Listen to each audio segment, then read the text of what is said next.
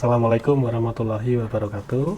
Pada kesempatan kali ini, kami ingin memaparkan terkait hasil penelitian kami dengan skema penelitian disertasi doktor yang berjudul Analisis Proses Berpikir Dinamis Mahasiswa Calon Guru Matematika dalam memecahkan masalah kompleks melalui Realistic Problem Based Learning.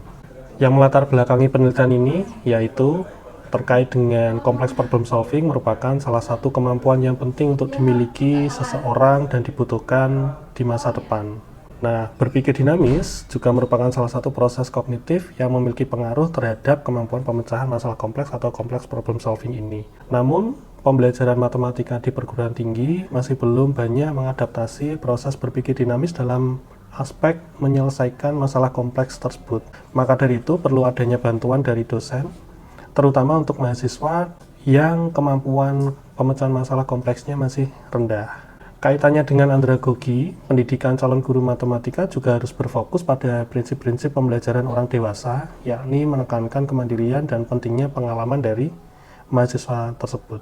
Landasan ini dijadikan dasar untuk meningkatkan pengalaman pendidikan mahasiswa calon guru matematika, untuk mendorong pertumbuhan pribadi mereka dan profesional mereka dalam menciptakan lingkungan belajar yang lebih efektif. Yang menjadi pertanyaan penelitian ini yaitu, pertama, bagaimana desain pengembangan model Realistic Problem Based Learning yang melatihkan proses berpikir dinamis dalam memecahkan masalah kompleks. Kemudian, bagaimana efektivitas model RPBL tersebut terhadap pemecahan masalah kompleks. Adapun kebaruan dari penelitian ini yaitu didapatkannya atau dihasilkannya model pembelajaran matematika untuk melatihkan pola berpikir dinamis di setiap level kemampuan pemecahan masalah kompleks yang diberi nama Realistic Problem Based Learning. Metode penelitian yang digunakan ketika merancang model ini yaitu menggunakan ADDIE dan kemudian dianalisis secara kuantitatif menggunakan lembar observasi, wawancara, dan tes pemecahan masalah kompleks.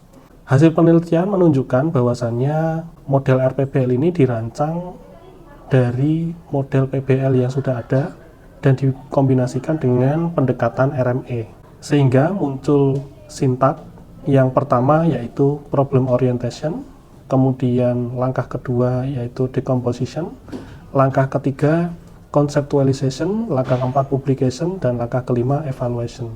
Ada sintak baru yaitu decomposition dan conceptualization. Ini merupakan integrasi dari proses dynamic thinking atau berpikir dinamis. Nah, dari sintak-sintak tadi peneliti sudah menerapkannya di kelas, kemudian mendapatkan hasil atau dampak instruksional dan dampak pengiring.